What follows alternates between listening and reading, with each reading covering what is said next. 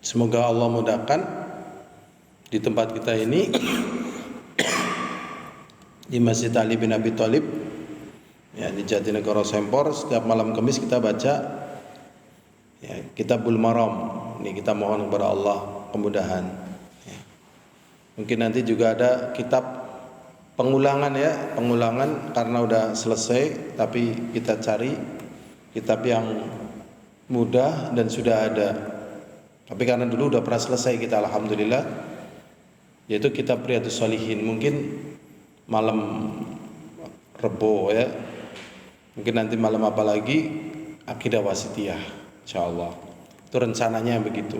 Pada subuh juga kita rencana hidupkan. Jadi kalau saya baca kitab, kemudian ada yang megang lainnya, jadinya jalan bareng gitu, saling melengkapi. Jadi ada ya penyuguhan yang lebih berbekas ya bagi secara umum.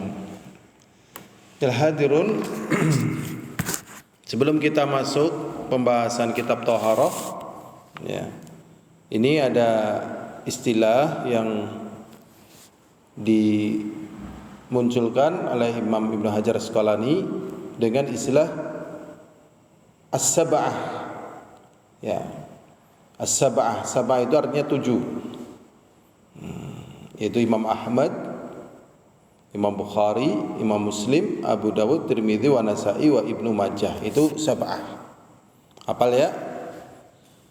Jadi intinya pertama Ahmad, Bukhari, Muslim, Abu Dawud, Tirmidzi, wa Nasa'i, wa Ibnu Majah. Abad, hafal bad? Abad. Jadi yang 7 itu Ahmad, Bukhari, Muslim, terus Abu Dawud, Tirmidzi, Nasa'i, kemudian Ibnu Majah. Kemudian imam yang 6, Imam Ahmadnya keluar. Berarti siapa? Bukhari, Muslim, Abu Dawud, Tirmidzi, wa Nasa'i dan Ibnu Majah.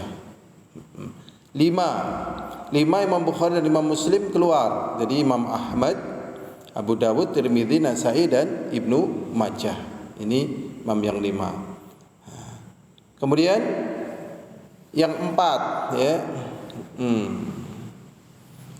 ya, selain Imam Bukhari Muslim ya. Tapi terkadang juga Imam Ahmad masuk. Imam yang 4 selain 3 yang pertama, itu selain Imam Ahmad, Bukhari dan Muslim. Berarti siapa? Abu Dawud, Tirmidzi, wa Nasa'i dan Ibnu Majah.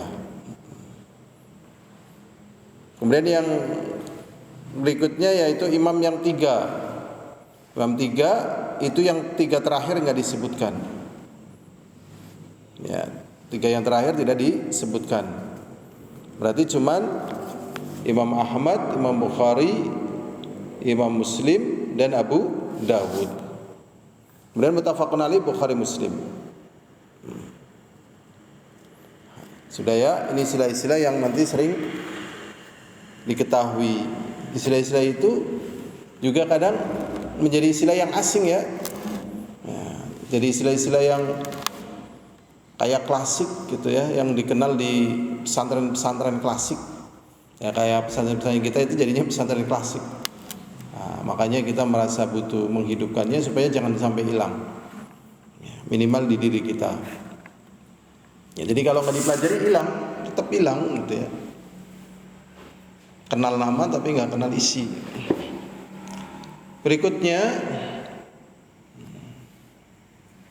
kita mempelajari kitab Thaharah.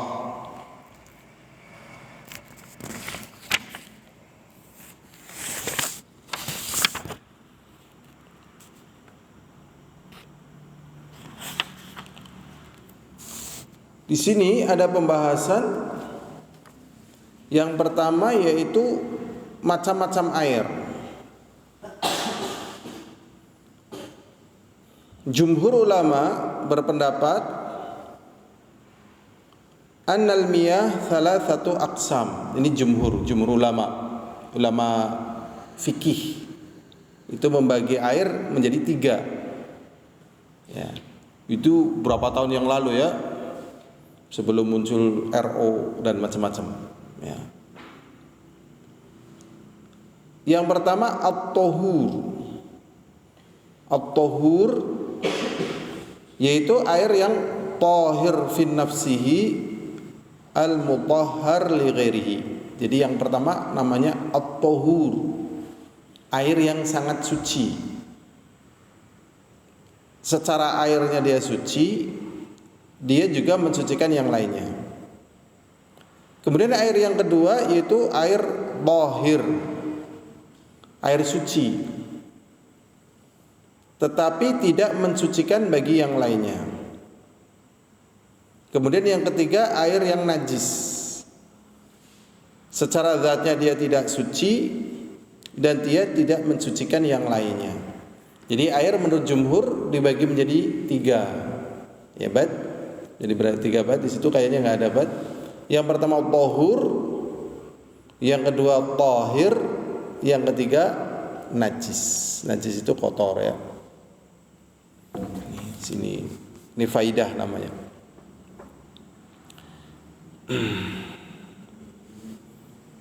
Berikutnya perbedaan antara tahir wa tahur laisa bis sahih. Ini ada penjelasan dari Syekh Muhammad Hizam. Wa tafriq baina tahir wa tahur laisa bis sahih. Jadi pembedaan antara air suci dan tahur itu pembagian yang tidak benar. Berarti jumhur membedakan antara tahur dan tahir. Ternyata perbedaan tahur dan tahir ini menurut Syekh Muhammad Hizam ini enggak benar nih, enggak sahih. Fa inna kulla ma'a tahir yu'tabaru mutahhira. Alasan beliau karena kalau air itu suci maka dia bisa mensucikan. Ini alasannya kuat ya, benar nih. Li umumi adillah, sebagaimana keumuman adillah. Ya, jadi ini menunjukkan perkembangan apa? Ilmu. Bayangkan jumhur kan mayoritas ya ulama. Ternyata ada yang apa? Ada yang kurang detail gitu. Diketahui bukan oleh jumhur tapi oleh orang belakangan gitu. Jadi memang seberbuat baik apapun kita, menurut orang lain pasti banyak salah, pasti itu pasti. Makanya orang-orang yang merasa tak tersentuh kesalahan malah justru dia terjatuh pada kesalahan. Semoga Allah membimbing kita ya. Jadi yang lihat orang lain nih. Jadi karena keumuman dalil, seperti firman Allah Ta'ala, wa anzalna minas samai ma'an tahura. Di surat apa ini? Surat Al-Furqan ayat 48. Allah Subhanahu wa taala mengatakan wa anzalna minas samai ma'an tahura, dan kami turunkan dari langit air yang tahur. Air yang tahur. Di sini disebut dengan tahur. Itu air yang suci. Al-Furqan ayat 48. Wa qauluhu, dan juga firman Allah Ta'ala, al-ma'u tahur la yunajjisuhu syai'un. Air yang suci itu tidak dinajiskan oleh sesuatu apapun.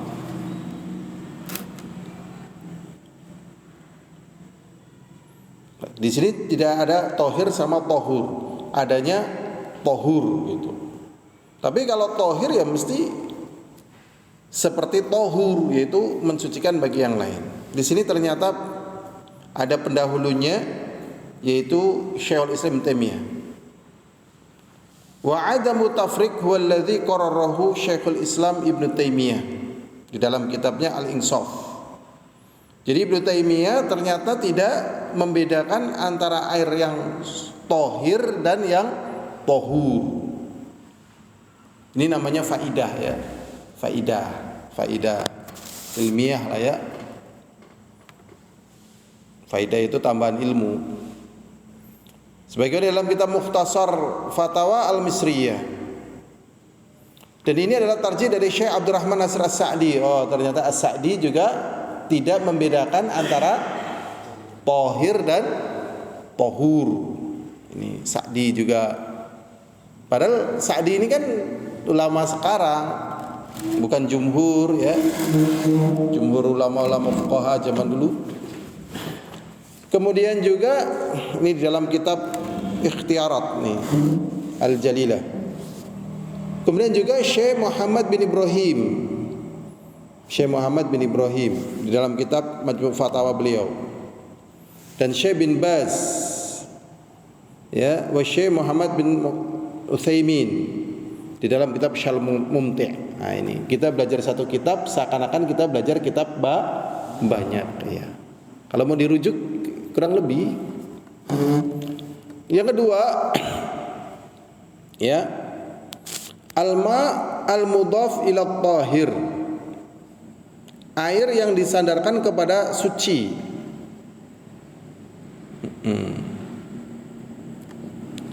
Al-ma al-mudhaf ala iddati adrubin. Air yang disandarkan kepada sekian banyak adrubin, sekian banyak ya contoh. Yang pertama ma'tusira minat tahurat. Ini berarti macam-macam ya, detail sekali ini. Kalau dibaca waduh waktunya habis. Tapi manfaat tetap ya. Tetap manfaat. Maka ngaji itu ya telaten. Ngaji itu apa? Telaten sekali ya. Tapi jadi tahu. Ya. Yang pertama, jadi air yang disandarkan kepada suci ya. Ini ada beberapa contoh. Yang pertama, apa yang diperas dari sesuatu yang suci.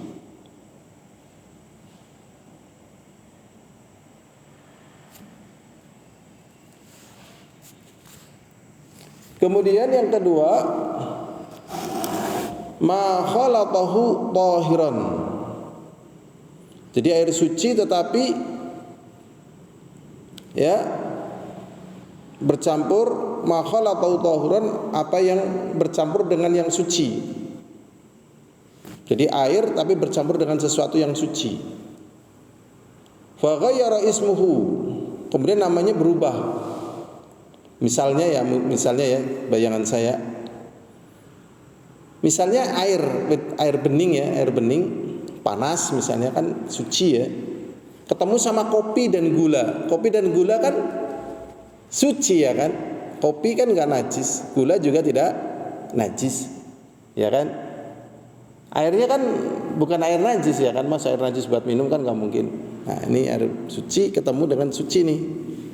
Kemudian namanya berubah, ya kan? Namanya jadi apa? Berubah, ya kan?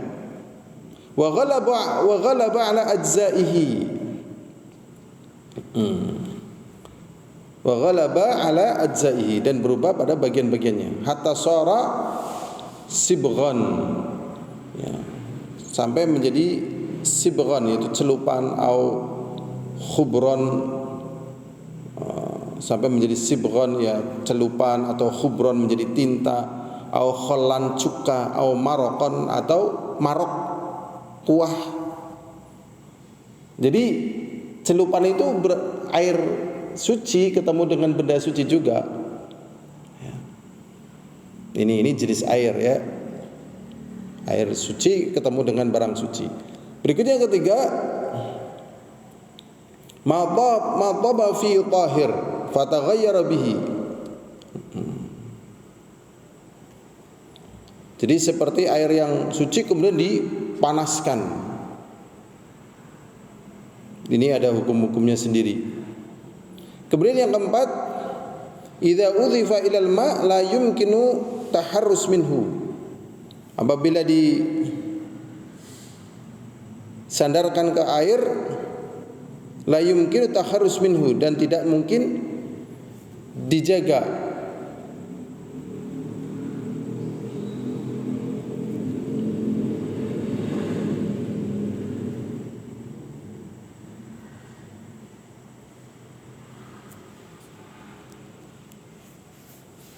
Seperti ya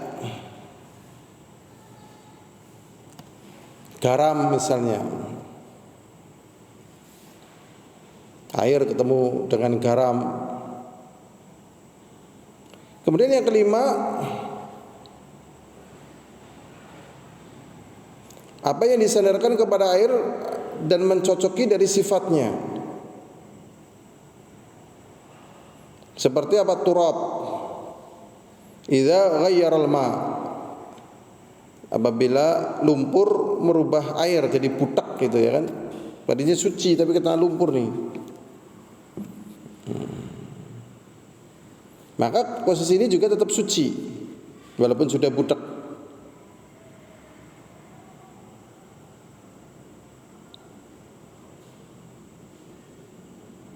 Tetapi apabila tidak bisa mengalir, maka itu tidak bisa digunakan untuk suci, karena itu namanya sudah bukan air tetapi namanya lumpur. Jadi kalau butek lumpur juga butek, tapi kan masih ngalir gitu loh. Ya kan, ngalir lumpur ya kan. Itu masih bisa untuk bersuci. Tapi kalau sudah nggak bisa ngalir, maka nggak bisa untuk bersuci karena namanya apa? Lumpur. Jadi ini permasalahan yang berkaitan air. Kita lanjut saja. Di sini banyak sekali ya pembahasannya. Hadis yang pertama, hadis yang diriwayatkan oleh Abu Hurairah radhiyallahu taala anhu berkata Rasulullah sallallahu alaihi wasallam fil bahri.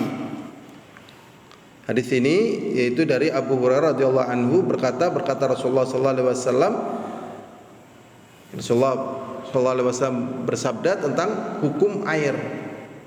Ini hukum laut. Wa tahurun ma'uhu.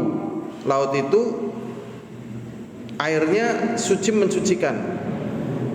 Al-hillu maitatuhu, dan halal bangkainya. Jadi bangkainya itu apa? Halal. Hadis ini dikeluarkan oleh imam yang 4. Kalau imam 4 berarti yang 3 pertama tidak disebutin. Jadi Imam Ahmad, Imam Bukhari, Imam Muslim enggak. Berarti Abu Dawud, Tirmidzi, Nasa'i, Ibnu Majah. Dan juga Ibnu Abi Syaibah. Padahal Ibnu Abi Syaibah kan tidak dimasukkan dalam Imam 7, tapi di sini ada nih dari Imam yang 4 dan Ibnu Abi Syaibah. Dan lafadznya punya Ibnu Abi Syaibah dan disahihkan oleh Ibnu Huzaimah dan juga Imam Tirmidzi. Jadi kalau pembahasan singkatnya, air laut semuanya suci mensucikan ya, dan bangkainya halal. Ini pembahasan tentang masalah ini yang sering pertalian dengan apa? Dengan binatang laut. Binatang laut semuanya adalah halal. Termasuk yang sering dibahas itu apa? Buaya halal, kemudian ikan bentuknya manusia, ya istilahnya orang itu putri duyung, itu ikan halal. Memang sering jadi khilaf ya, ular laut ikan itu, tapi ada sebagian memiliki bisa. Sebenarnya kalau berbicara tentang masalah bisa, ada yang bukan ular laut tapi memiliki bisa, namanya ikan buntal. Udah pernah dengar ikan buntal? Itu kalau dimakan bulat mati itu, orang kalau nggak pinter masaknya mati. Ubur-ubur sebenarnya dalam kategori ikan, tapi kalau dimakan katanya mati itu. Itu untuk kosmetik. Tapi sekarang nggak laku. Padahal tadinya truk sekian banyak ngambil ubur-ubur ya. Memang masyarakat lemah, sulit yang ngikuti perdagangan ya. Ubur-ubur pas laku kayak apa? Orang bikin penampungan ubur-ubur pakai truk. Porang ya, porang sekarang masih laku apa enggak porang? Ada beritanya, porang. Kenapa Pak? Ada beritanya, Pak. Nggih kan seping ya Pak? Badul nggih. Wah itu memang kayak gitu tuh, Masya Allah. Makanya pertanyaan ya, di tempat kita ini kalau ditanduri sawit hidup apa enggak? Kalau menurut keyakinan saya hidup. Kenapa nggak nanam sawit? Nggak ada yang beli. Pabriknya nggak ada gitu. Jadi pabriknya itulah ya, hal-hal yang apa ya, yang masyarakat seperti kita ini menjumpainya dan tak berdaya ya. Kita hanya sekedar bisa cerita ya, tapi kita mohon kepada Allah, semoga Allah memudahkan buat kita rizki-rizkinya ya untuk menolong agama Allah SWT. Ya. Jadi manfaat rizki itu ya untuk menolong agama Allah SWT. Jadi kalau dari sisi asal hukumnya halal itu, tapi karena menimbulkan bahaya lah, dari bahayanya itu yang jadi nggak halal. Adapun binatang darat memang ada yang khilaf ya, seperti gajah. Gajah sebagian mengharamkan karena ada tanduknya. Tetapi sebagian lagi menghalalkan karena dia bukan binatang buas dan makanannya juga makanan rumput. Tetapi jarang kita dengar orang masak daging gajah, ya kan? Tapi sebenarnya halal apa haram kalau menurut keyakinan antum? Kalau menurut saya juga halal. Gadingnya itu ya memang itulah satu ujian ya bagi manusia, ujian gitu. Memang fungsinya dan gading itu kan nggak fungsinya beda kok. Iyalah, itu fungsinya beda karena makanannya bukan seperti harimau. Ya, seperti kayak lele, sebagian orang nggak mau makan lele gitu kan, karena katanya ya macam-macam, jijik gitu ya, sidat gitu. Padahal itu jenisnya ikan. Kalau bekicot halal apa haram? Bekicot. Nah, sebenarnya di dalam pembahasan fikih secara asal itu tidak ada menjijikan, walaupun akhirnya muncul namanya ya mustahbathah, ya, mustahbathah. Karena sebagian orang nggak jijik lihat bekicot, dan kalau kita lihat makanan bekicot itu makanannya daun ya, bekicot, sampahnya, bukan daun. Nah inilah kaum muslimin ya, kaum muslimin ini ilmu agamanya dipertahankan nggak apa-apa, walaupun mungkin banyak orang yang benci ya, masa bodoh lah ya, masa bodoh, orang yang benci terhadap Islam, kaum muslimin masa bodoh lah. Kita hidup juga sebentar ya, kita ngaji kan hanya seperti tadi ngisi waktu ya, sebagai bentuk syukur kita menghidupkan agama Allah. Dan sebenarnya hidupnya agama Allah itu ya di dada kita masing-masing sebenarnya ya, di dada kita masing-masing, di hati kita masing-masing. Jadi kalau agama itu di dada kita hidup, kita semangat, kita sehat, hidup kita juga berarti ya, berarti.